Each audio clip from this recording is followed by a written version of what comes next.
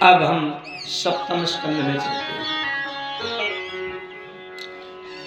ब्रह्मा जी के पुत्र हैं ऋषि कश्यप। कश्यप की 13 पत्नी। 13 पत्नी में एक का नाम है दिति, दूसरी का नाम है अदिति। दिति के जो पुत्र हुए उनको दैत्य कहा गया और आदित्य के जो पुत्र हुए उनको आदित्य कहा गया। बिनता के जो पुत्र हुए उनको बैनतेय कहा गया। बैनतेय किसको कहते हैं जानते हैं? किसको? गरुड़ जी को। बहुत अच्छा।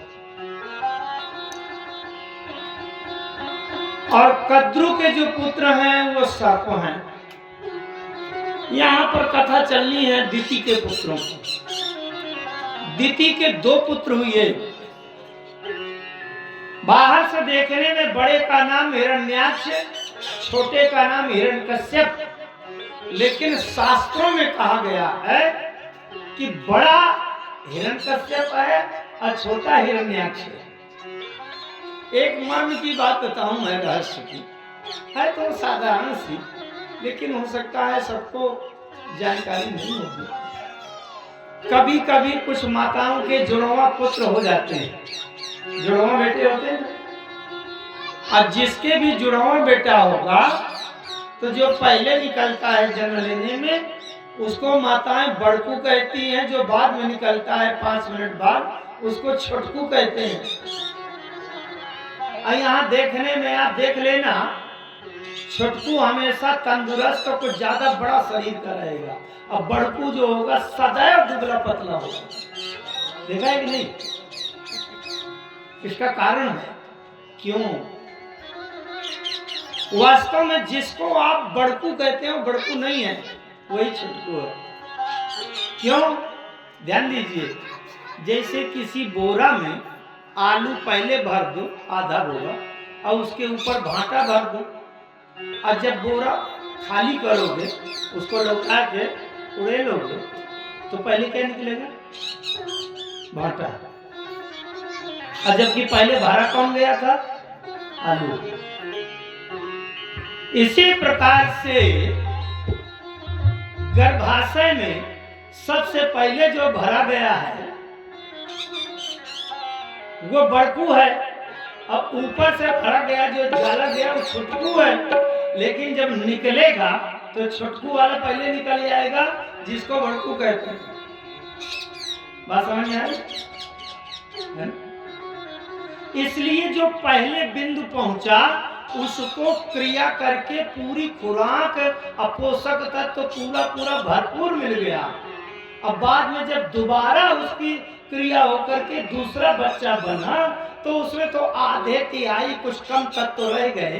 किसी तरह से वो भी उसका भी जीव हो गया, लेकिन शरीर उतना पुष्ट नहीं हो पाता। बाहर से देखने में हिरण्याक्ष बड़ा था। दैत्यों की जो शुरुआत हो रही है दैत्य वंश की, वो यहीं से हो रही है। जन्म लेने में तो हिरण्याक्ष बड़ा था, लेकिन वास्तव में सिद्धांत और शास्त्र की दृष्टि से हिरण्यकश्यप बड़ा था। हिरण्याक्ष को भगवान ने 12 रूप बना करके और हिरण्याक्ष को मार दिया था। तृतीय स्कंद में कथा आ चुकी है, तीसरे स्कंद। तब से हिरण्यकश्यप नारायण से दुश्मनी मान बैठा था कि मेरे भाई को इसने मार डाला है। इसलिए तब से हिरण्यकश्यप का अर्थ क्या होता है? हिरण्य माने जानते हैं? हिरण्य माने क्या होता है? कोई जानता है? हिरण्य माने सोना, अक्ष माने आंख। जिसकी सोने की आंख हो या जिसकी आंख से सोने सोना दिखाई दे रहा हो माने लोग। हिरण्याक्ष की आंख सोने की। और हिरण्यकश्यप माने क्या होता है? कश्यप का अर्थ होता है शरीर और हिरण्य माने सोना। जो अपने शरीर को ही सबसे ज्यादा कीमती, महत्वपूर्ण, सुखी और सब कुछ माने कि यही सब कुछ है, वो हिरण्यकश्यप। हिरण्यकश्यप, हिरण्याक्ष ये दोनों भाई हैं। कश्यप ऋषि और दिति के पुत्र हैं। तो हिरण्याक्ष को भगवान ने 12 रूप धारण करके मार दिया था जब पृथ्वी को जल से ऊपर बाहर लाए थे। तब से हिरण्यकश्यप नारायण को अपना शत्रु मान बैठा और सदैव ये प्रयास कर रहा था कि नारायण को कब मैं पराजित करूं तो कब मैं उसका भी विजेता बन जाऊं। इसलिए वो तपस्या बहुत करता है। तपस्या करके एक तो वैसे बलवान था और तपस्या से और दिव्य शक्तियां अर्जित कर रहा है। एक बार तपस्या के लिए गया, इसमें कथा आगे चलेगी, लेकिन एक बहुत महत्वपूर्ण बात बताऊं मैं। हिरण्यकश्यप के पुत्र हुए प्रहलाद। इस पूरी सृष्टि में 3 लोक 14 भुवन 4 युगों में आज तक प्रहलाद जैसा आस्तिक कोई भक्त दूसरा नहीं हुआ जिसने पत्थर से भगवान प्रत्यक्ष निकाल दिया। हिरण्यकश्यप जैसा नास्तिक आज तक कोई नहीं हुआ और प्रहलाद जैसा आस्तिक कोई नहीं हुआ। भगवान का मिलना कठिन नहीं है, ध्यान से समझना। भगवान अगर मिल जाए ये कोई बड़ी महत्वपूर्ण बात नहीं है। भगवान तो कण कण में रहते ही हैं, हम लोग आभास नहीं कर पाते। भगवान मिलना कठिन नहीं है, लेकिन प्रहलाद जैसा भक्त मिलना कठिन है जो पत्थर के खंभे से भगवान को निकाल देता। इस धरती में प्रहलाद जैसा भक्त एक ही हुआ, दूसरा नहीं हुआ। भगवान तो कई अवतार है। तो विचार में बात यह है कि हिरण्यकश्यप तो दुष्ट था, दैत्य था। प्रहलाद जैसा भक्त अगर होना है तो किसी भक्त माता पिता के यहाँ होते जो बड़े अच्छे आहार व्यवहार, ईमानदारी, सच्चाई, भगवान की भक्ति पूजा निष्ठा में रहते होते। तो भक्त के घर में प्रहलाद जैसा भक्त होना चाहिए। प्रहलाद जैसा भक्त और वो भी दुष्ट हिरण्यकश्यप का पुत्र बना, तो ये बड़ी आश्चर्य की बात है। अच्छा, ज्यादातर होता ये है कि जो जिसका पिता जिस तरह होता है उसी लक्षणों का पुत्र भी हुआ करता है। अगर पुत्र के लक्षण दूसरे हैं तो लोग कहने लगते हैं, अरे भैया ये तुम्हारे घर में इस तरह का कहां से निकाला है। जानते हो क्या है? ये बहुत बड़ी गाली है। इसका मतलब माँ में उसकी पत्नी में दोष लग गया। इसका मतलब तुम्हारा नहीं है क्या, दूसरे किसी का हो गया क्या, कि जो बाप के लक्षण इसमें नहीं है। तो ये प्रश्न होता है कि प्रहलाद जैसा भक्त और दुष्ट हिरण्यकश्यप का पुत्र कैसे बन गया। कथा सुनो ध्यान से। एक बार हिरण्यकश्यप एक तपस्या के लिए जाना चाहता था। कह रहा था 36,000 वर्ष की तपस्या करूंगा तो एक सिद्धि प्राप्त हो जाएगी, और जब वो शक्ति मिल जाएगी सिद्धि से तब तो पर मैं नारायण को जीत लूंगा। अच्छा, उसकी पत्नी का नाम था कयाधु। हिरण्यकश्यप की पत्नी का नाम कयाधु। कयाधु जानती थी कि ये महादुष्ट है, निर्दयी है।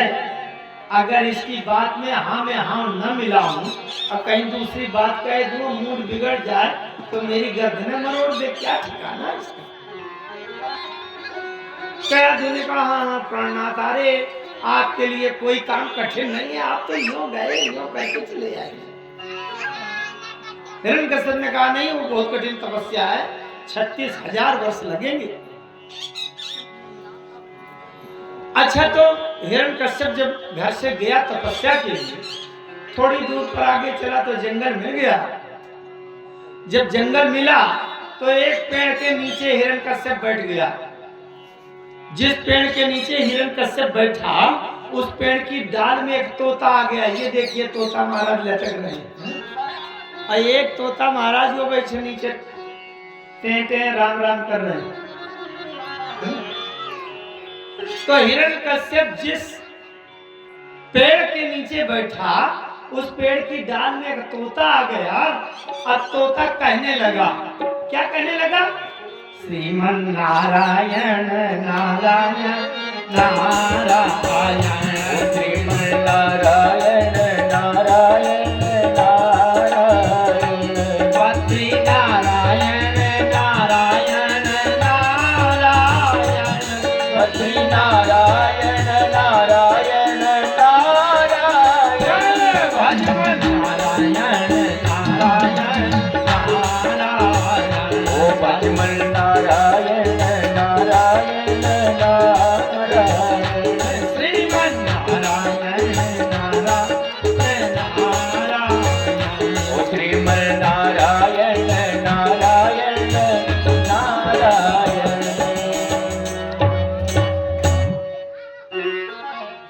पेड़ की डाल में तोता बैठकर नारायण नारायण नारायण का कीर्तन करने लगा। हिरण्यकश्यप ने कहा, रे जो मेरा दुश्मन है, जिसको मैं हराने के लिए, पराजित करने के लिए तपस्या करने जा रहा हूं, ये तो उसी का नाम इसने सुना दिया। ये तो बड़ा सगुन हो गया।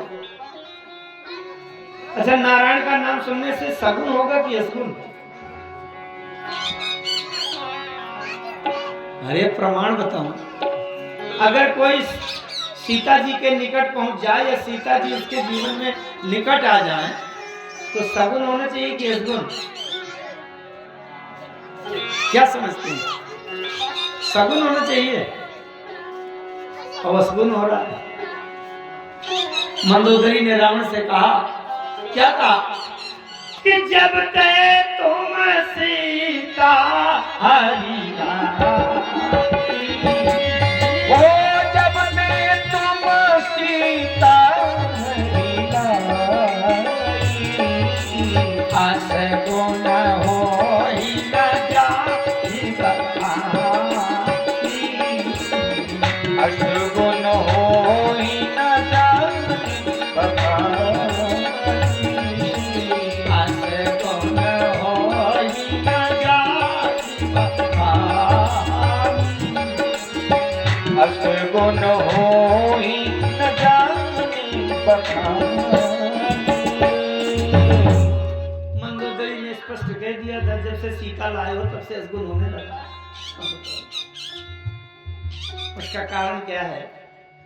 थोड़ी सी बस एक वाक्य बता दूं। मैं यहाँ राम कथा नहीं कह रहा, भागवत कथा सुना रहा। सीता या नारायण जब किसी संत साधु के माध्यम से हमारे जीवन में आवे तब सगुन होता है, और जब किसी साधु को, संत को, गुरु को बीच में न रखें तो सीधे में जाकर के जुड़ जाए, चाहे वो रावण हो चाहे जयंत हो। जयंत भी तो सीता जी के चरणों में पहुंच गया और आफत आ गई प्राण बचाने की, और जब नारद जी के माध्यम से होकर के गए तो निर्भय दान दे दिया, अभय कर दिया। संतों का सम्मान आवश्यक है। गुरु, सदगुरु, ब्राह्मण, विद्वान बीच में जीवन में हमें मिलना आवश्यक है, तभी भगवान से, परमात्मा से लाभ मिलेगा। और ये हिरण्यकश्यप तो नारायण को शत्रु मान कर गया था, तो इससे तो असगुन हो ही जाएगा। अच्छा, तो असगुन हुआ, ये जाकर के उस पेड़ से के नीचे से उठ करके चला गया, दूसरे पेड़ के नीचे पहुंचा। बोले यहाँ बैठूंगा, वहां तोता नारायण नारायण कह रहा है। अब तोता भी उड़ के पहुंच गया दूसरे पेड़ में, वहां भी नारायण नारायण करने लगा। वो उठ करके फिर से गया, तीसरे पेड़ के नीचे गया। अच्छा, कोई आदमी होता, पकड़ में आने वाला होता तो उसकी गर्दन मरोड़ देता। अब पक्षी है, उड़ करके चला जाता है तो क्या करेगा हिरण्यकश्यप? बड़े बहादुर हो तो बने रहो। अब वो तीसरे पेड़ के नीचे जहां बैठा उसी की डाल में जाकर के बैठ गया, नारायण नारायण कहने लगा। हिरण्यकश्यप ने कहा, आज की यात्रा बिगड़ गई, मैं लौट के जाता हूं। 4 घंटे बाद लौट करके घर पहुंच गया। अच्छा, कयाधु ने देखा कि ये तो 36,000 वर्ष के लिए गए थे, तो 4-6 घंटा बाद लौट आए। लेकिन अगर कयाधु ये कह दे कि काम नहीं बना क्या, तपस्या नहीं कर पाए क्या, तो डर लग रहा था कि कहीं उसको गुस्सा ना आ जाए तो पकड़ के धमक दे तो मेरे राम नाम सत्य हो जाए। इसलिए भैया चाहे जो कुछ हो इसकी प्रशंसा करो। अगर कोई दुष्ट आदमी मिल जाए तो उसकी प्रशंसा करके उसको फुसलाए रखो तो ठीक है। अब मुंह बिगड़ गया तो कहीं धमक दिया उसने, फिर क्या होगा। तो पत्नी कयाधु ने कहा, प्राणनाथ आप तो इतने बहादुर परिश्रमी अब पुरुषार्थी हैं कि जो मुझे लगता है कि जो काम 36,000 वर्ष में होता होगा वो तो आप 2 घंटे में निपटा के चले आए। मुझे लगता है ये प्रशंसा कर दिया। हिरण्यकश्यप ने कहा, अरे कहाँ करिया है, सब काम बिगड़ गया, मामला बिगड़ गया। कयाधु ने कहा, प्राणनाथ आपका काम कोई बिगाड़ेगा, कोई अपना सर्वनाश चाहेगा। अच्छा, हिरण्यकश्यप इतना पुरुषार्थी, इतना वो था कि उसका सामना करने वाला कोई नहीं था।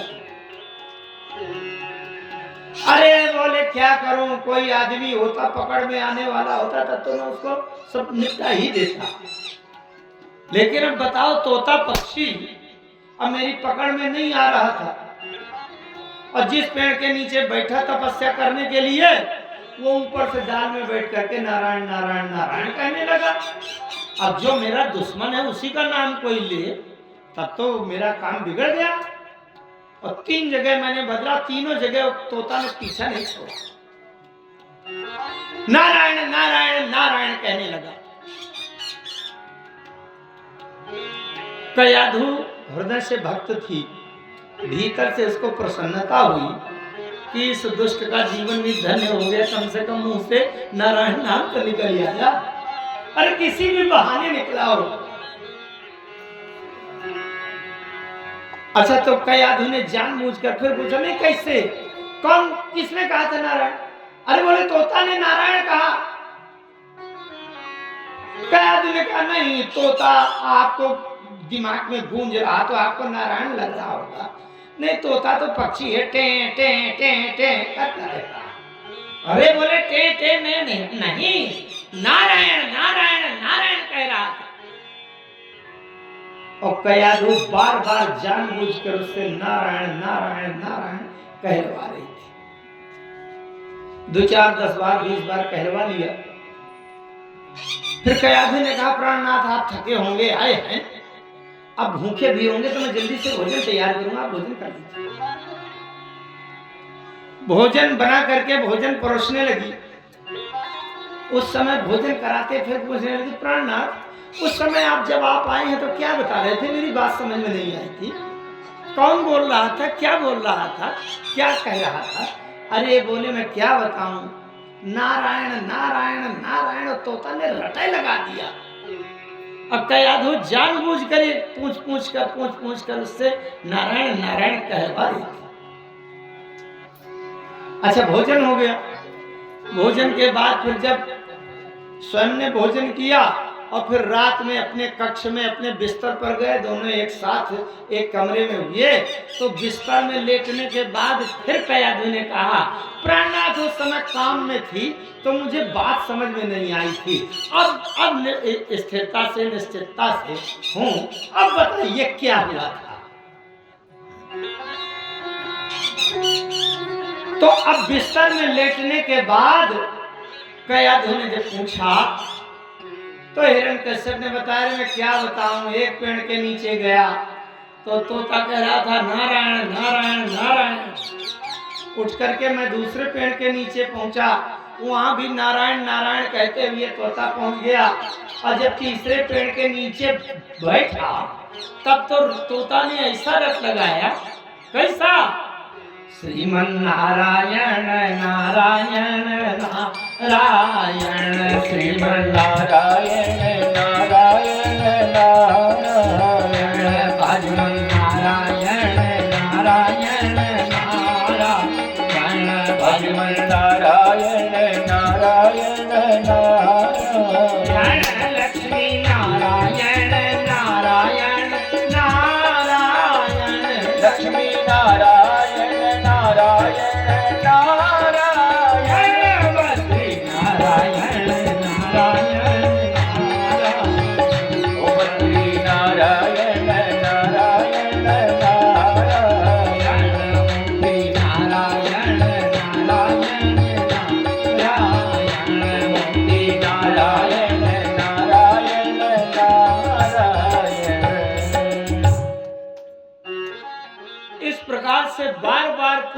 के बार बार पूछ कर 108 बार नारायण नाम कहलवा लिया हिरण्यकश्यप से। माने नारायण नाम का एक माला का जाप हो गया हिरण्यकश्यप का। और कयाधु तो बड़ी भक्त थी ही, और उसी रात में हिरण्यकश्यप और कयाधु का सम्मेलन हुआ और उसी रात में गर्भ स्थापन हो गया। तो जब नारायण नारायण का ध्यान स्मरण कीर्तन जप करते करते गर्भ में स्थापना होगी, गर्भ स्थापित होगा तो नारायण का भक्त ही होगा। इसलिए उस गर्भ में प्रहलाद जी की स्थिति हुई। ये इस बात का प्रमाण है। मैं बहु बेटियों से एक बात कहूं, जब वो मां बनने वाली हो या अंदर आपके शिशु पोषित हो रहा है गर्भ में, उस समय लड़ाई झगड़ा हल्ला गुल्ला चालाकी बदमाशी ये आचरण नहीं करना चाहिए। लड़ाई झगड़ा की बातें नहीं सुननी सोचनी चाहिए, बल्कि अच्छी पुस्तकें पढ़नी चाहिए, भक्तों की अच्छे चित्र देखना चाहिए। जो भक्त हो, श्रवण कुमार हो, राम जी हो, कृष्ण हो, ऐसे चित्र देखना चाहिए। क्यों? जैसी हमारी भावना रहेगी, वो जो पेट में बच्चा पल रहा है वो तुम्हारी सोच के अनुसार भक्त होगा, बहादुर होगा, पुरुषार्थी होगा। और अगर लड़ाई झगड़ा चालाकी चोरी चपाटी कलह हल्ला गुल्ला और महाभारत ज्यादा लड़ाई देखोगे तो उसी तरह से वो जो पुत्र पैदा होगा वो भी चोर होगा और दुराचारी होगा, अच्छे आचरण का नहीं। इसलिए दो काम जब करें, कयाधु ने भोजन करते कराते समय भी नारायण नाम कहलवा लिया, तो जब भोजन बनावे तो राम का नाम नारायण का नाम कीर्तन धीरे धीरे करती रहे। कोई ढोलक और तबला हारमोनियम जरूरी नहीं है। तभी तो संतों ने कहा है कि अमृत है हरि नाम जगत में,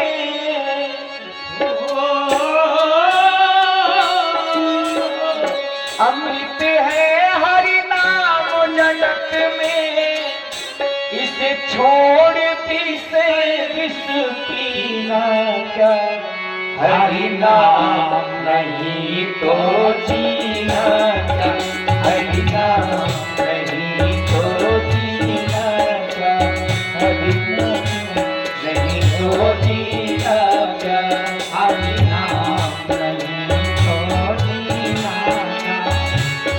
अमृत है हरि नाम जगत में,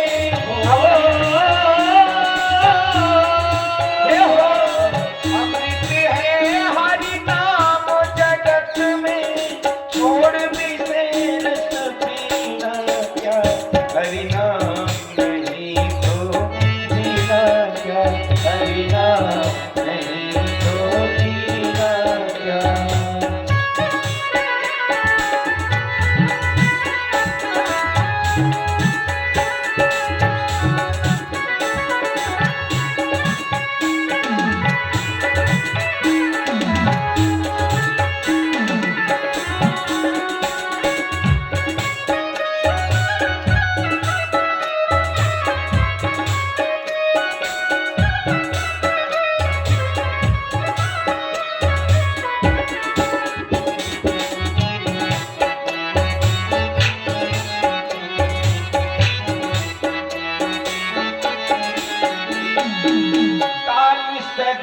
अपने रस्सी डोले, ना जाने कब सर चढ़ बोले, ताल सदा जब तो तालियां बजाते हुए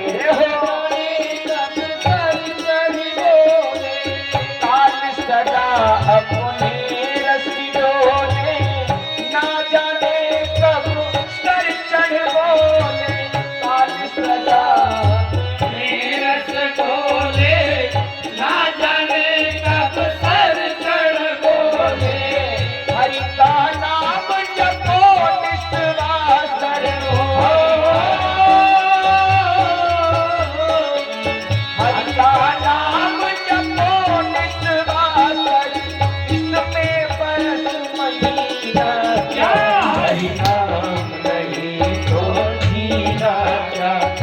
हरि नाम नहीं तो दीना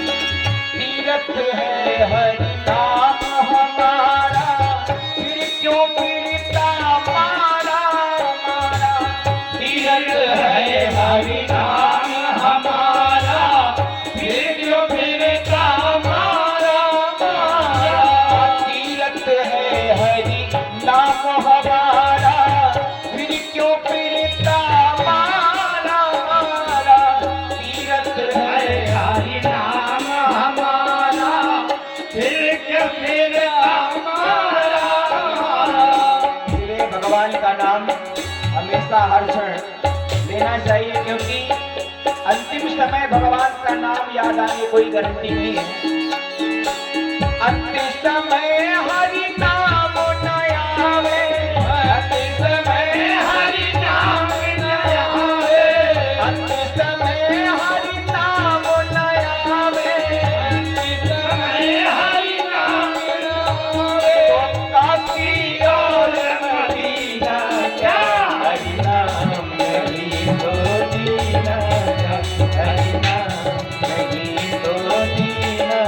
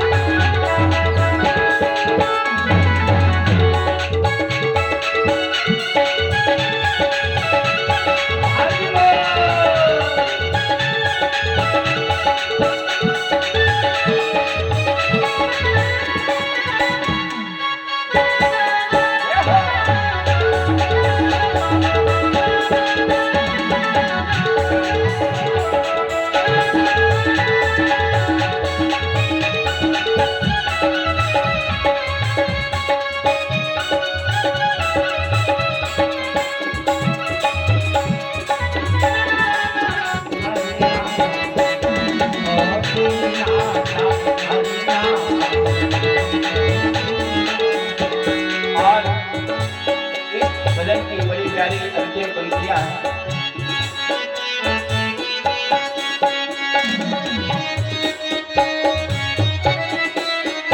भूषण से सब अंग सजावे रचना पर हरि नाम न लावे भूषण से सब अंग सजावे रचना पे हरि नाम न लावे कुछ लोग सुंदर दिखने के लिए नए नए वस्त्र भूषण पहनते हैं और भगवान का नाम नहीं लेते उनके लिए संतों ने कहा है भूषण से सब अंग सजावे रचना पर हरि नाम न आवे भूषण से सब अंग सजावे रचना पे हरि नाम न आवे तो देह पड़ी रह जाए नहीं पर देह पड़ी रह जाए नहीं पर बाल मेरा कहना नहीं तो पछताएगा तो ये माटी का खिलौना माटी में मिल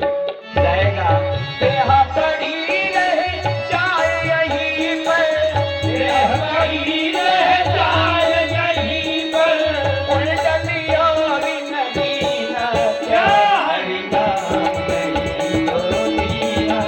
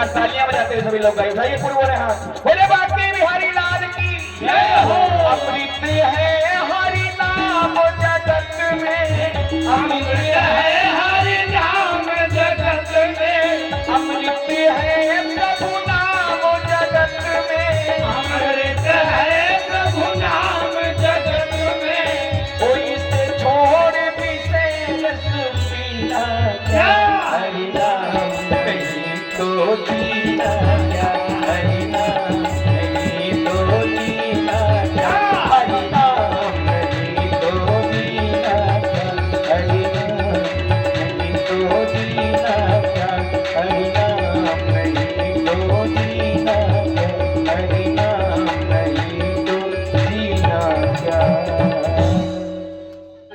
इसलिए एक बात मेरी मान लो, घर में जब भोजन बनाओ तो राम राम राधे कृष्ण राधे राधे हरि हरि भगवान का नाम लेते लेते भोजन बनाओ। वो भोजन अमृत का रस उसमें भर जाएगा और जीवन धन्य होगा। ज्यादा कुछ नहीं कर सकते तो भगवान का नाम लेते हुए भोजन परोसो, भोजन कराओ। और जब जो बहुएं बेटियां माँ बनने वाली हों वो सदैव भगवान का चित्र देखें, भगवान की बात सुने, भगवान की याद करें, जिससे आपके गर्भ में जो बालक पोषित हो रहा है वो भगवान का भक्त निकलेगा।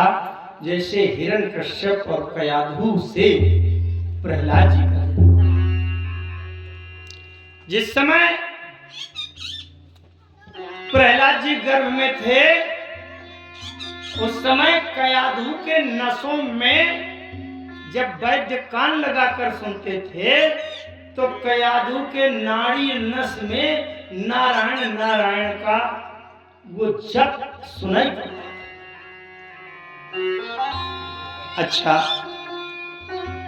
लेकिन भागवत में जब उनकी तपस्या का वर्णन लिखा है, हिरण्यकश्यप तपस्या करने के लिए गए, जब तपस्या कठिन तपस्या किया, ऐसी कठिन जो कोई साधारण व्यक्ति कर नहीं सकता, तपस्या सिद्ध हो गई। ब्रह्मा जी प्रकट हुए।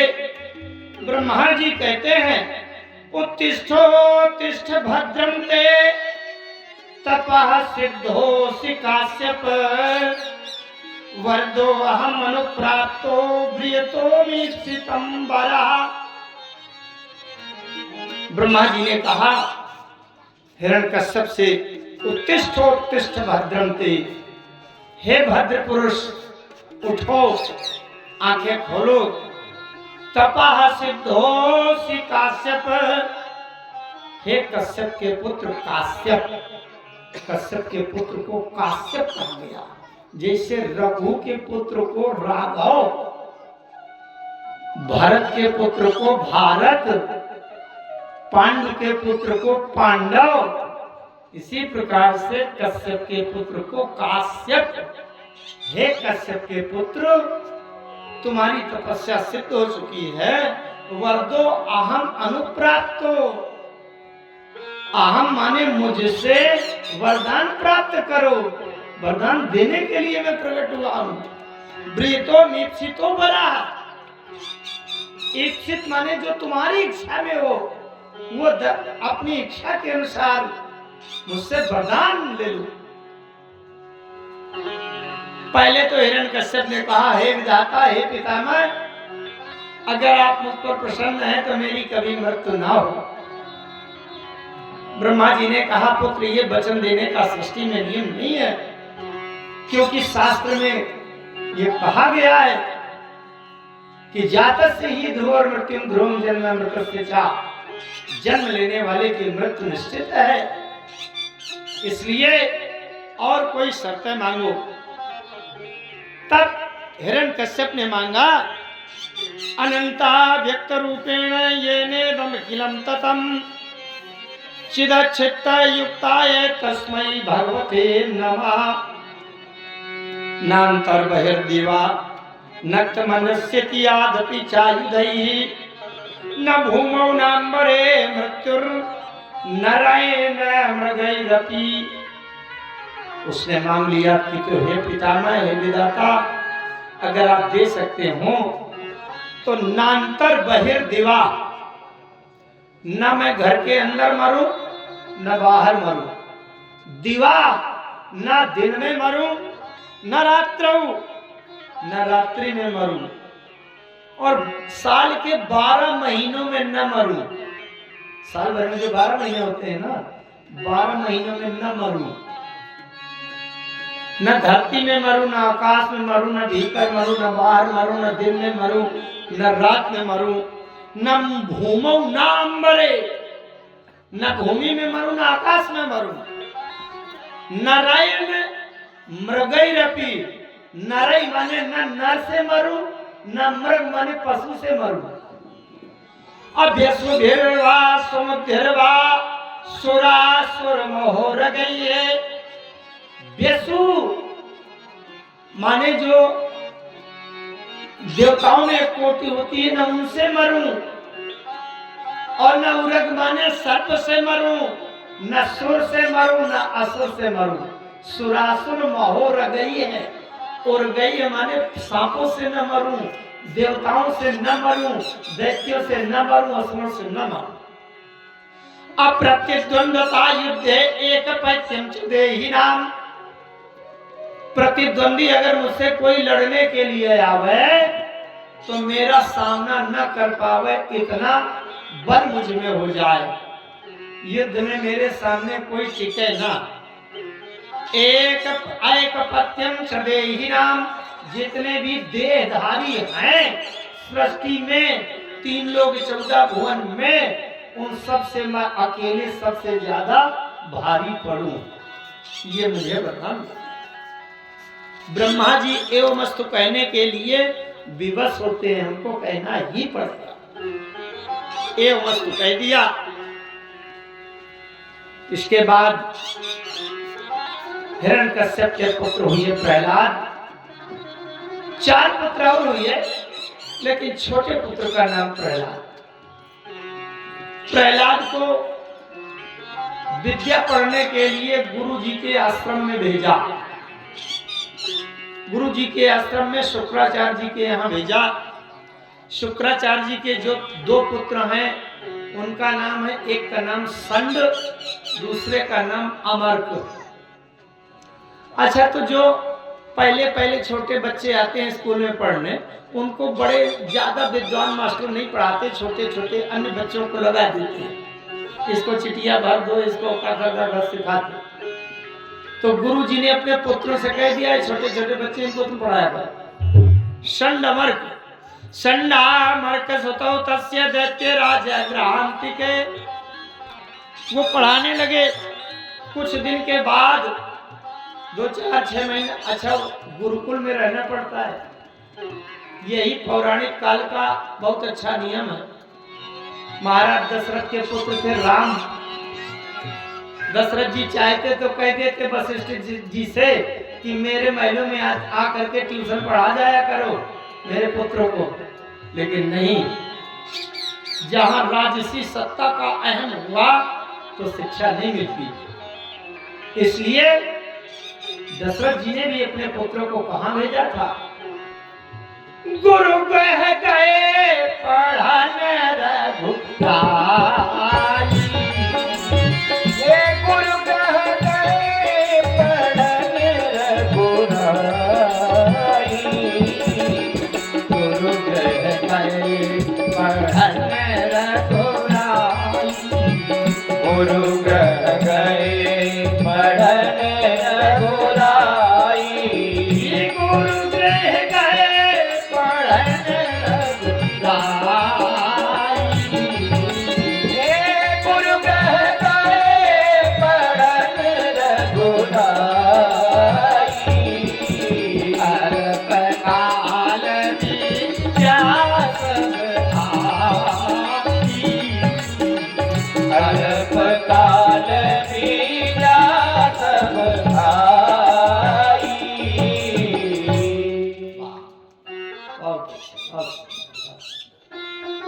इसलिए जानबूझ के जपाई बोला। लेकिन मैं पहचानता नहीं हूँ इस बात को।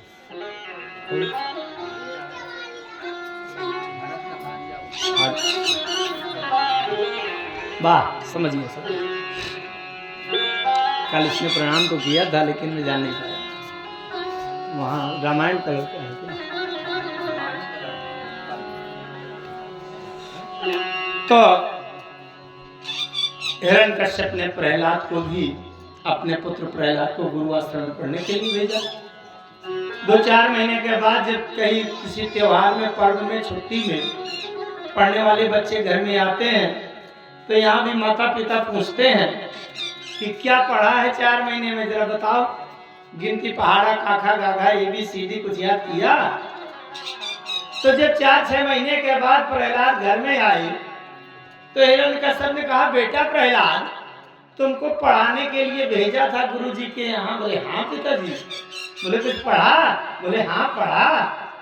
बोले अच्छा क्या पढ़ा, सुनाओ तो जरा। तो प्रहलाद जी ने बता दिया। बोले पिताजी, मैंने ये पढ़ा है कि जीवन में केवल 9 चीजें होती, 9 बातों का ध्यान रखना चाहिए। क्या? भगवान की भक्ति के लिए 9 साधन: श्रवणम, कीर्तनम, स्मरणम, विष्णु पाद सेवनम, अर्चनम, वंदनम, दास्यम, सख्यम, आत्मनिवेदनम। बोले केवल 9 चीजें ही जीवन में मुख्य हैं। भगवान की कथा सुनो, भगवान के नाम का कीर्तन करो, भगवान की पूजा करो, भगवान का ध्यान करो, भगवान की सेवा करो, भगवान की तपस्या करो। यही जीवन में सार है और कुछ नहीं है। अरे हिरण्यकश्यप तो बड़ा जल गया अंदर से। बड़ी गड़बड़ बात है। जिससे शत्रुता के लिए मैं कह रहा हूँ, उसी के लिए, भजन के लिए कह रहा। प्रहलाद से कहा, ये किसने सिखाया है? गुरुजी को तुरंत बुलाया। हिरण्यकश्यप ने गुरुजी को बोला, इधर आइए, क्या सिखा दिया देखो इसको। इससे जब भी कुछ बात करो या ना बात करो, अकेले में सुनो तो जानते हो क्या कहता रहता है? क्या करता है? श्रीमन नारायण नारायण नारायण, श्रीमन नारायण नारायण नारायण, बद्री नारायण नारायण नारायण, ओ बद्री नारायण नारायण नारायण, लक्ष्मी नारायण नारायण नारायण, लक्ष्मी नारायण नारायण नारायण, मुक्ति नारायण नारायण नारायण, मुक्ति नारायण नारायण नारायण, भजन नारायण नारायण नारायण, ओ भजमल नारायण नारायण नारायण, नारायण नारायण नारायण। वाह। ये कह रहा है हिरण्यकश्यप ने शुक्राचार्य जी से कहा, ये बताओ ये इसको किसने सिखा दिया? ये किसने सिखा दिया? कहते हैं, न मत प्रणीतम न पर प्रणीतम, सुतो वदत्येष कवेन्द्र शत्रु। कितनी आश्चर्य की बात है, ध्यान से सुनो आप एक बात। शुक्राचार्य जी ने कहा, न मत प्रणीतम, न मैंने इससे ये बात कभी कही, और न विद्यालय में न पर प्रणीतम, न किसी दूसरे ने कभी ये बात कही। पता नहीं नैसर्गिकीयम मतिरस्य राजन, इसकी नैसर्गिक मति है ये। बहुत महत्वपूर्ण बात बता रहा हूं मैं। ये इसकी प्राकृतिक बुद्धि है, इसके भीतर से ये बात निकल रही है। मैं इसी गांव का हूं। मैंने अंग्रेजी सिस्टम से साइंस, फिजिक्स, मैथमेटिक्स इससे BSc किया। तमाम लोग ये कहते भी हैं कि इन्होंने कभी ये पढ़ा नहीं, न वेद पढ़े न पुराण पढ़े। लेकिन मैं अपने मुंह से अपनी प्रशंसा नहीं कर रहा। पता नहीं राम जी ने कहां से कृपा किया है। ये लोग मेरे साथ में जाते हैं बाहर की कथाओं में, बहुत बड़े बड़े उच्च कोटि के विद्वानों के बीच में बैठकर जब वार्ता होती है तो चाहे वेदों से बात हो तो वेदों के मंत्रों की ऋचाओं के अर्थ किए जाते हैं इस शरीर के द्वारा। पुराणों में जहां से कोई बात हो, गीता में बात हो, उपनिषदों में बात हो, चाहे रामायण में हो, चाहे संस्कृत रामायण में हो, लेकिन राम जी कृपा करते हैं। मैं केवल बात ये कह रहा हूं कि केवल बाहर के अभ्यास से नहीं है, ये पूर्व जन्मों के, अनेक जन्मों के, जन्म जन्मांतरों के भाग्योदयेन बहुजन्म समर्जितेन, अनेक जन्मों के प्रयास जब इकट्ठे हो जाते हैं तब ये विद्या अंदर से फूट पड़ती है। पूरे देश भर में विख्यात एक विद्वान है चित्रकूट के स्वामी रामभद्राचार्य जी, जो नेत्रों से अंधे हैं और संपूर्ण वेद एक शब्द उनको कंठस्थ है। तमाम ग्रंथ उन्होंने लिख दिया, सभी पुराण, कहीं पुराण के बीच में कोई श्लोक बोल दो उसको सब सुना देंगे। तो क्या यहाँ के पढ़ने से होता है?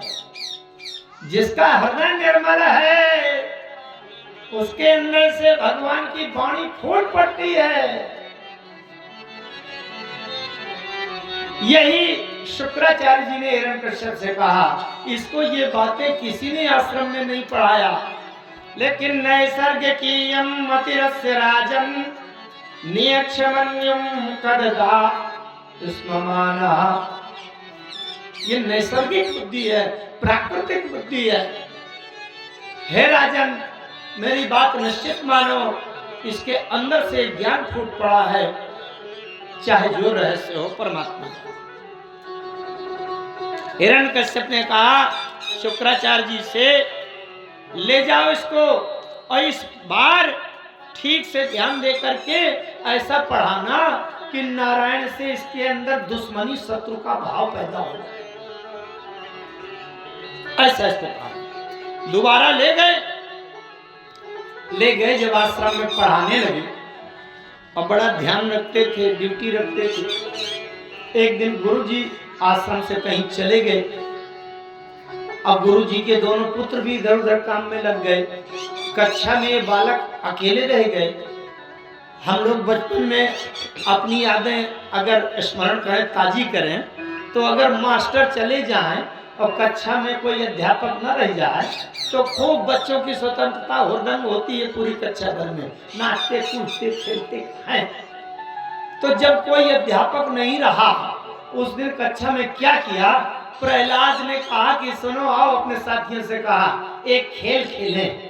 हाँ हाँ बोले खेलें। बोले क्या खेलें?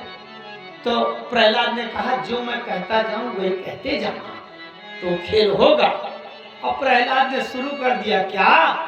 श्रीमन नारायण नारायण नारायण, श्रीमन नारायण नारायण नारायण, बद्री नारायण नारायण नारायण, ओ बद्री नारायण नारायण नारायण, लक्ष्मी नारायण नारायण नारायण, लक्ष्मी नारायण नारायण नारायण, बद्री नारायण नारायण नारायण। सभी आइए बोले नारायण भगवान की।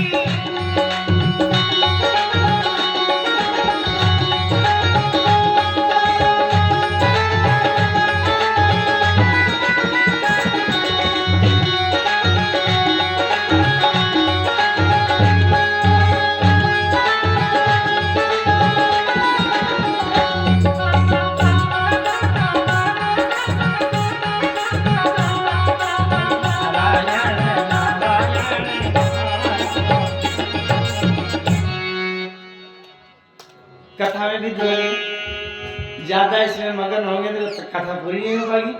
और आज बीच बीच में बहुत कीर्तन होगा, आप चिंता न करें। अच्छा, तो जब प्रहलाद मस्त हो गए ताली बजा बजा के नारायण कीर्तन में, तो अन्य विद्यार्थियों को होश आया। अरे बोले गुरुजी कह गए थे कि कोई नारायण न कहे, क्योंकि ऐसी शिक्षा देना है जो नारायण से दुश्मनी का भाव पैदा हो। तो दूसरा एक साथी गया प्रहलाद जी को पकड़कर हिलाने के लिए जब गया कि नारायण न कहो। अचानक से मुझे एक फिल्म की याद आ रही है, अब वो फिल्म का नाम नहीं याद है, आप लोगों में से किसी में देखी होगी। वो एक करंट में जाके ऐसे ऐसे पकड़ लेता है, तो दूसरा उसे छुड़ाने गया तो वो भी चिपक गया, वो भी ऐसे ऐसे कर रहा है, तीसरा गया वो भी ऐसे ऐसे कर रहा है ना कोई फिल्म? कौन सी?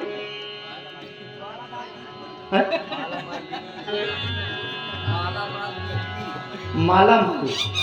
अच्छा, कोई भी हो, लेकिन कुछ लोगों ने तो देखा ही होगा। तो ऐसे हो गया कि जैसे प्रहलाद जी श्रीमन नारायण नारायण क्या है? बिजली का करंट है, परमात्मा का करंट है नारायण। प्रहलाद जी नारायण नारायण में मस्त थे, और जो व्यक्ति पकड़कर हिलाने गया कि नारायण का नाम नहीं लेना, गुरुजी मना किया है, वो भी नारायण नारायण में कीर्तन में मगन हो गया। अब तीसरा फिर गया कि ये भी पगला गया। अब तीसरा गया, उसने जहां छुआ वो भी नारायण धुन में मगन हो गया। इस तरह से तीसरा, चौथा, पांचवा, आठवां, पूरी कक्षा में आश्रम में जितने विद्यार्थी थे सब नारायण नाम के संकीर्तन में मगन हो गए। और पूरे आश्रम में एक ही आवाज आने लगी, क्या? श्रीमन नारायण नारायण नारायण, श्रीमन नारायण नारायण नारायण, लक्ष्मी नारायण नारायण नारायण, लक्ष्मी नारायण नारायण नारायण, बद्री नारायण नारायण नारायण, बद्री नारायण नारायण नारायण, भजन नारायण नारायण नारायण, भजन नारायण नारायण नारायण। बड़े काम का बालक है। बस जब पूरे आश्रम में नारायण की धुन गुंजायमान होने लगी, और उधर से आ गए शुक्राचार्य जी। उन्होंने कहा ये क्या हो रहा है? शुक्राचार्य जी ने कहा क्या कर रहे हो, बंद करो। आगे से बंद हुआ। शुक्राचार्य जी ने कहा ये प्रहलाद बालक है, बवाल, ये है रोग, ये रहेगा तो पूरे आश्रम को उल्टा कर देगा और सबको नारायण का भक्त बना देगा। इसलिए प्रहलाद का पकड़ा हाथ और ले गए पिताजी के पास, हिरण्यकश्यप के पास। बोले राजन ये हमारे बस का नहीं है, आप संभालो, आप जानिए। ये इसमें पता नहीं क्या हो गया, पागल हो गया है, इसमें नारायण नाम का करंट दौड़ता है। हिरण्यकश्यप ने कहा प्रहलाद से क्यों, जीवन में क्या सीखा तुमने? तो प्रहलाद ने कहा पिताजी एक ही बात सीखी कि नारायण के अलावा संसार में कोई नहीं है, नारायण का भक्त भजन करो, नारायण के शरण हो जाओ। और हिरण्यकश्यप ने कहा ये मुझसे भी उल्टा जवाब देता। हिरण्यकश्यप ने कहा मार डालने के लिए आदेश दिया, बड़ी लंबी कथाएं हैं। पहाड़ से नीचे फेंकवाया, समुद्र में गिराया, आग में जलवाया, होलिका को लेकर के आग में जलवा दिया, लेकिन होलिका जल गई, ये भक्त प्रहलाद नहीं जले, उसी में होली जलाई जाती है। अब जब किसी प्रकार से प्रहलाद की मृत्यु नहीं हो रही थी, हिरण्यकश्यप ने पकड़ा, बोले अच्छा मैं स्वयं अपने हाथ से तुम्हें मार डालूं। हिरण्यकश्यप ने कहा कहां है तेरा राम? प्रहलाद ने कहा पिताजी आपका प्रश्न गलत है, कहां नहीं है मेरा राम? मतलब कण कण में है राम, राम को कहीं ढूंढना है कि कहां है राम? ऐसी कोई जगह नहीं जहां राम ना हो। मैं आपको भी एक बात कहूं, राम इतने लोग बैठे हैं, मैं एक गिनती बताऊंगा, गणना बताऊंगा। और उसके गिनने से पता चल जाएगा कि राम कहाँ है, राम कहाँ नहीं है। राम हमार हमें सचराचर, मैं नहीं मानो तो यूं लख लीजिए। नाम के अक्षर चौगुन के, उन्हीं 5 मिलाए के 2 गुण कीजिए। अब आप गिनती लगाते जाओ, सब लोग पढ़े लिखे हो। नाम के अक्षर चौगुन के, जिसके नाम में जितने अक्षर हों, किसी का नाम सुमन है तो 3 की गिनती जोड़ लेना। नाम के, अरे स्त्री हो, पुरुष हो, बच्चे हो, बूढ़े हो, कोई भी हो, चाहे अपनी भैंस का नाम ले लेता है। नाम के अक्षर चौगुन के, पुनि 5 मिलाए के 2 गुण कीजे। 8 भाग दिए रघुनाथ, बचे जुग अंक तहां मन दीजे। नाम के जितने अक्षर हों उसमें 4 का गुणा करो। 4 का गुणा किया, अब फिर उसमें 5 जोड़ दो। अब 5 जोड़ने पर जितना आवे उसका 2 गुना कर दो। सब लोग गिनती लगाते जाना। और 2 गुना करने पर जितना आया हो उसमें 8 का भाग दे दीजिए। 8 का भाग देने के बाद अगर 2 बच गया हो तो राम है, क्योंकि राम में 2 अक्षर होते हैं। अगर 2 बच गया हो तो आपके अंदर राम है। अब अगर 2 न बचा हो तो राम नहीं है।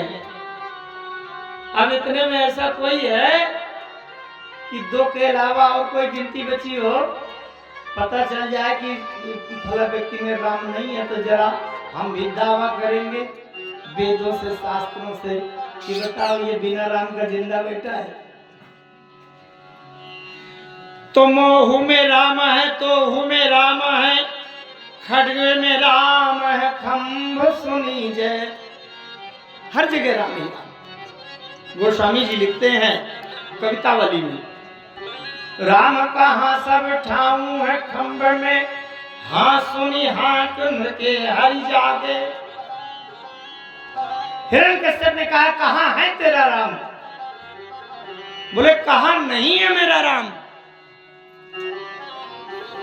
बोले अगर है तो इसी पत्थर के खंभे से अभी निकाल, नहीं सिर को धड़ से अलग करता हूं। लिए तलवार उठा करके अभी तुरंत गर्दन से काट करके तुम्हारा सिर अलग फेंकूंगा और ये धड़ अलग गिरेगा जाके, मर जाएगा। प्रहलाद ने पत्थर के खंभे में मुंह लगाया और कहा हे राम जी, जल्दी से इसी पत्थर से, खंभे से अभी तुरंत निकल जाएगा। अंदर से राम जी ने कहा क्यों प्रहलाद, घबरा गए क्या? डर लगने लगा क्या कि अगर मैं तुरंत नहीं निकलूंगा तो तुम्हारा पिता तुमको मार डालेगा? प्रहलाद ने कहा नहीं प्रभु, मरने से डर बिल्कुल नहीं लगता। आप निकल भी आएंगे तो भी एक दिन मरना पड़ेगा, मरने से क्या डर। अच्छा एक बात सही कहूं, सबसे बड़ी कठिनाई तो जिंदगी जीने में है, मरने में क्या है? सत्य से श्वास बंद हुई और चलो राम नाम सत्य हो गए। मरने में क्या कठिनाई है? मरने से डरना नहीं चाहिए। सबसे बड़ा कठिन संघर्ष तो जिंदगी जीने में है। एक व्यक्ति की मृत्यु हो गई थी, सब पूरे अधिक सब गांव के लोग रो रहे थे, अरे मर गया, अरे मर गया, ले चलो इसे, ले चलो। उसने अंदर से कहा कि मेरे मर जाने पर जितने लोग आंसू बहा रहे हैं, अगर जिंदा होकर उठकर खड़ा हो जाऊं तो अब ये सब मुझे जीने नहीं देंगे, अब ये सब मेरे पीछे पड़ जाएंगे।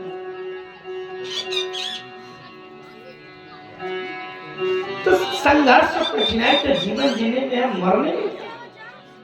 प्रहलाद जी ने कहा नहीं प्रभु, मरने से डर नहीं लगता। तो भगवान ने खंभे के अंदर से पूछा कि तो फिर इसी समय इसी खंभे से और जल्दी से मुझे क्यों निकालना चाहते हो?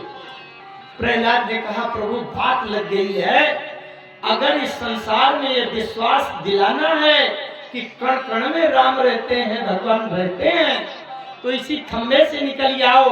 अगर इस खंबे से आप नहीं निकले तो संसार से विश्वास उठ जाएगा कि कण कण में भगवान रहते हैं, इसलिए कण कण में राम रहते हैं, ये विश्वास दिलाने के लिए इसी समय निकला। जैसे ये कहा तो गगड़ गड़गड़ आने और खंभ फाटे चरचराए जब अनेक से नर को रूप आए, कट कट कटा में दार है दसन लप लपा में जीव, अधर फर फरा में मोक्ष व्योम व्याप्य मानो है, भरी भर भराने लोग जदर इधर पराने धाम, थथर थर थराने अंग चित चाहत खानो है, कहत रघुनाथ को पिगरजे नरसिंह जब, प्रलय को पयो धिमानो तड़पि तड़तड़ानो है। बड़ी जोर से खंबे में आवाज हुई और खंबे में तड़तड़ाते हुए नरसिंह भगवान प्रकट हो गए। बोलिए नरसिंह भगवान। अच्छा, नरसिंह भगवान निकल आए। अब देखिए वरदान जो मांगे थे हिरण्यकश्यप ने, उनको कैसे संतुष्ट किया। हिरण्यकश्यप ने मांगा था कि 12 महीनों में मैं न मरूं। भगवान ने कहा भैया 12 महीनों में नहीं मरोगे तो मैं 13वां महीना बना लूंगा। तभी से भगवान ने मलमास बना दिया। मलमास तो जानते हैं ना, 1 महीना जब बढ़ जाता है 12 से 13 हो जाता है। भगवान ने कहा मुझे तो मारना है, 12 महीनों में नहीं मरोगे तो मैं 13वां महीना मलमास बना लूंगा, पुरुषोत्तम मास बना लूंगा। मलमास, मल कहते हैं गंदगी को। भगवान ने कहा मैं पुरुषोत्तम मास बना लूंगा, 13वां महीना मलमास का बना लूंगा, ना मरो 12 में। गोद में लेकर के देहली में बैठ गए। संध्या का समय था। भगवान नरसिंह भगवान ने हिरण्यकश्यप से कहा ये बताओ तुम भीतर हो कि बाहर। अब देहरी न भीतर होती न बाहर होती, देहरी बीचों बीच होती है। नरसिंह भगवान ने हिरण्यकश्यप से कहा ये बताओ दिन है कि रात। बोले न दिन है न रात है। ऐसा कौन सा समय होता है? दिन किसको कहते हैं, रात किसको कहते हैं? दिन कहते हैं जब तक सूर्य भगवान दिखाई पड़े तब तक दिन, और रात कहते हैं जब घनघोर अंधेरा हो जाए, हमें दिखाई कुछ न पड़े, तब रात।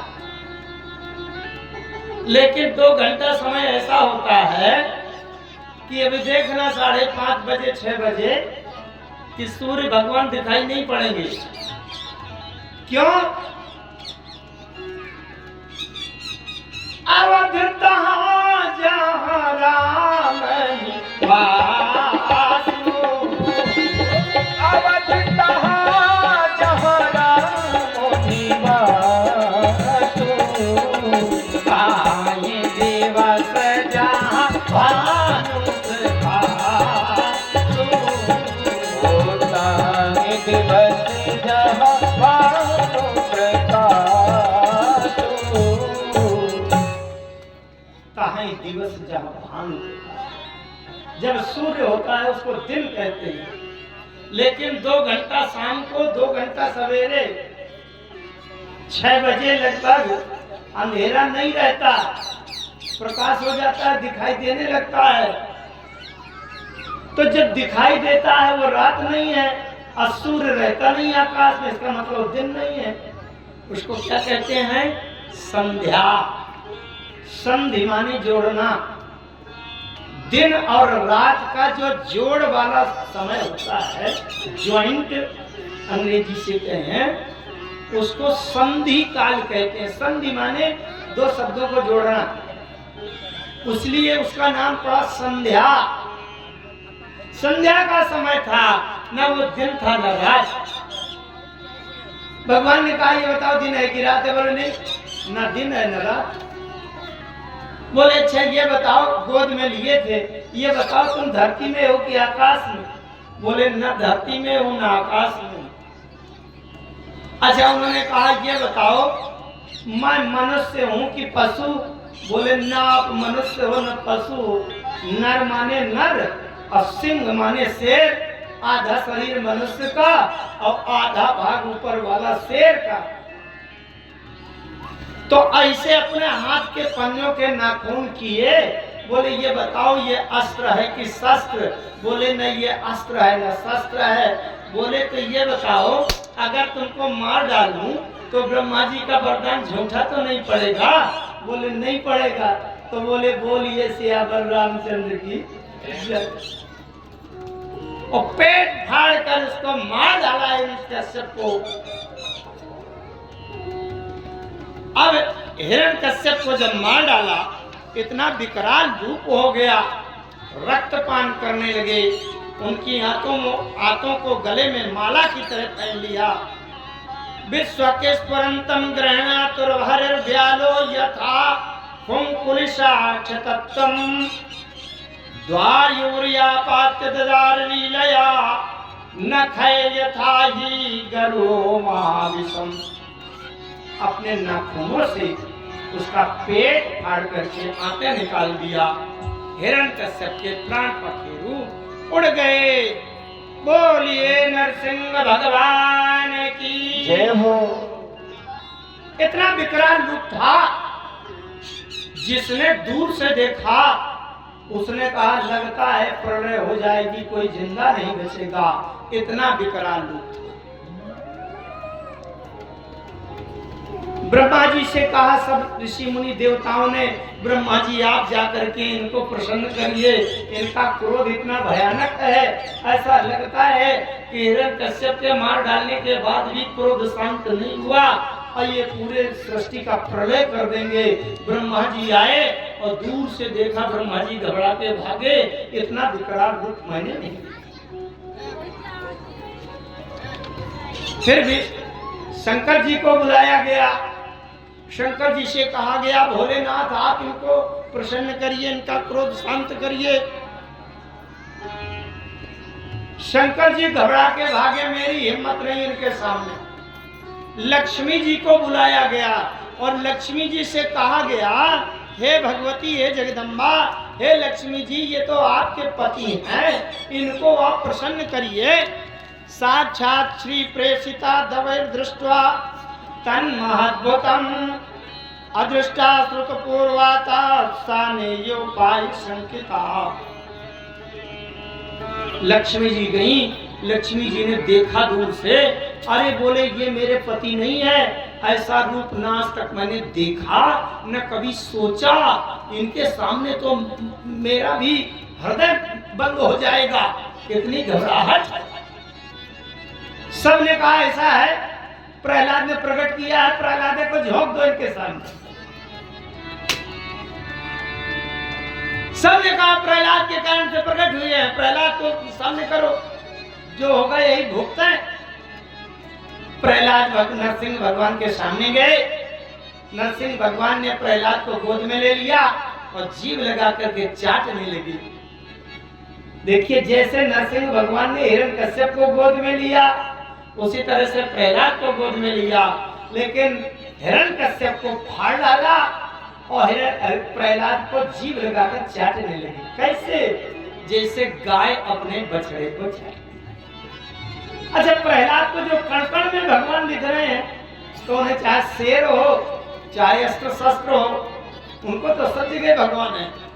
भगवान ने लेकर के प्रहलाद को प्यार किया, प्रहलाद ने स्तुति किया, बड़ी लंबी स्तुति है, पूरा एक अध्याय भगवान की स्तुति में है। स्तुति करने के बाद भगवान प्रसन्न हो गए। भगवान ने प्रहलाद से कहा प्रहलाद मुझसे वरदान मांगो, वरदान मांगो। प्रहलाद ने कहा भगवान जब मेरी एक पुकार से आप स्वयं प्रकट होकर निकल आए, तो मुझे और क्या मांगने की आवश्यकता है।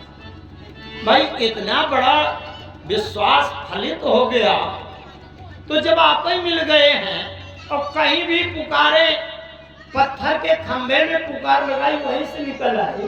तो अब ये बताइए मुझे क्या मांगने की आवश्यकता है। प्रहलाद ने भी कहा, भगवान मैं आपसे यही प्रार्थना करता हूं कि मुझे कभी मांगना न पड़े, यही आप देना चाहते हो तो दे दीजिए। भगवान कहते हैं, प्रहलाद भद्रम भद्रम ते प्रीतो अहम ते सुरोत्तमम अपरम वृष्णि समाभिवता काम पूरोस्म्यन्द्राम माम प्रणीता तया युष्म दर्शनम दुर्लभम ही मे दृष्ट्वा माम च पुनर्जन्तु रात्मानं कर्तुमर्हसि। भगवान कहते हैं, प्रहलाद मैं तुम्हारे ऊपर बहुत प्रसन्न हूं, तुमको कुछ दिए बिना तो मैं जा ही नहीं सकता। निश्चित ही मेरा ये तत्व दर्शन इस संसार में दुर्लभ है, सबको नहीं मिल सकता। भगवान ने एक बहुत प्यारा भाव है। नरसिंह भगवान ने प्रहलाद से कहा, प्रहलाद मुझे क्षमा कर देना। अरे प्रहलाद ने कहा, प्रभु आप ये कह रहे हैं? बोले हाँ भक्त, क्यों? इसलिए कि तुमने मेरे नाम का आश्रय लिया तो तुमको बड़े दुख भोगने पड़े। तुम्हारे पिता ने पहाड़ से पटक दिया, समुद्र में फेंक दिया, आग में जला दिया, सांपों से कटवा लिया। अगर तुमने मेरे नाम का आश्रय न लिया होता तो तुम्हारा पिता तुमको दुख न देता। इसलिए तुमने मेरे नाम का आश्रय लिया, तुम्हें इतना कष्ट भोगना पड़ा। और इस कष्ट में मैं बीच में कष्ट से सुरक्षित करने के लिए मैं नहीं आ सका, मुझे प्रकट होने में देर हो गई, इसलिए मेरे कारण तुमको इतना दुख भोगना पड़ा, इसलिए तुम मुझे क्षमा कर देना। प्रहलाद चरणों में गिर पड़े, भगवान मैं जो कुछ भी हूँ वो आपकी कृपा से हूँ, मेरे जीवन में मेरा कुछ नहीं है। अब प्रहलाद एक बात कहने लगे, बोले भगवान एक बात का मुझे दुख है, पुत्र का कर्तव्य है कि अपने पिता को सद्गति दिलावे, लेकिन मैंने आंखों से देखा कि मेरे पिताजी आपको दुश्मन मान करके आपको गलत बातें कहते रहे, गाली देते रहे, इसलिए अब उनको सद्गति तो होगी नहीं, नरक मिलेगा। अरे जो भगवान को दुश्मन माने, भगवान को गाली दे तो उसको तो नरक मिलेगा। तो इसलिए मैं बड़ा अभागी हूं कि मैं अपने पिता की सद्गति नहीं कर पाया, मेरे पिता को बड़ा नरक मिलेगा। इस बात का मुझे बड़ा दुख है। भगवान चरणों में गिर गए। भगवान ने क्या कहा? भगवान ने कहा, त्रिसप्तभी पिता पूता पितृभि सहते न घर यत साधोवस्य ग्रहे जातो भवान वै कुल पावना। भगवान स्वयं कह रहे हैं, और कितना मार्मिक अर्थ है इसका। त्रिसप्तभी पिता पूता, जिसके घर में हे प्रहलाद तुम्हारे जैसा भक्त पैदा हो जाता है तो त्रिसप्तभी, त्रि माने तीन, सप्त माने सात, तीन और सात का गुणा करिए, क्या हुआ? 3 सते 21। बोले 21 पीढ़ी तक, 7 पीढ़ी पिता के कुल में और 7 पीढ़ी माता के कुल में माने ममाने में, और 7 पीढ़ी पत्नी के कुल में माने ससुराल में। 7 पीढ़ी 3 जगह के जितने पुरखा होते हैं वो बिना कुछ किए अगर कोई घर में एक भक्त पैदा हो जाए तो 7 पीढ़ी 3 तरफ के कुलों में अपने आप उनका मोक्ष हो ही जाता है, वो कभी नरक नहीं जाते। सो कुल धन्य उमा सुनो जगत पूज सुपुनीत श्री रघुवीर परायण जेहि नर उपज विनीत। एक भी भक्त अगर पैदा हो जाए पूरे वंश का उद्धार कर। इस प्रकार से भगवान ने एक वचन और दिया प्रहलाद को। प्रहलाद तुम्हारे आगे, देखिए अभी तक शास्त्रों ने कहा, भगवान ने कहा कि 3 कुलों की तरफ 7-7 पीढ़ी मुक्त हो जाएंगे। अब प्रहलाद को ये चिंता हुई कि पिता की तरफ मोक्ष हो गया, माँ के माने ममाने में मोक्ष हो गया और पत्नी के मायके में मोक्ष हो गया। अब मेरे आगे जो लड़का नाती पनाती सनाती ये होंगे, इनका क्या होगा? भगवान ने वचन दिया यहाँ पर, प्रहलाद तुम्हारे आगे आने वाले 10 पीढ़ी तक तुम्हारे वंश में उत्पन्न होने वाले पुत्र पौत्रादि को 10 पीढ़ी तक मैं न कभी दंड दूंगा, न मारूंगा, न श्राप दूंगा, न उनसे युद्ध करूंगा, ये नहीं करूंगा। ये भगवान ने वचन दिया। इस प्रकार से प्रहलाद के द्वारा अपने पिता इनका मोक्ष कराया गया। और प्रहलाद जी कहते हैं कन्हैया से कि राख शरण गिरधारी सावरे। जय हो। और हम लोग भी कहें बाकी बिहारी सरकार से जरा तालियां बजाते हुए सभी लोग आइएगा। कि राख शरण गिरधारी सावरे, मैं चरण को चेरो हरि जी में, प्रभु जी में, हरि जी में देसो देसो तेरो, हरि जी में देसो देसो तेरो, हरि जी में देसो देसो तेरो, हरि जी में देसो देसो तेरो। ओ रख शरण गिरधारी सावरे, रख शरण गिरधारी सावरे, रख शरण बनवारी सावरे, रख शरण बनवारी सावरे, मैं चरण को तेरो हरि जी में जय हो, प्रभु जी में जय हो। नहीं, जब ताली बजा के भगवान से कहोगे तभी मानेंगे। उठाइए पूरे हाथ सभी लोग और कहिए हरि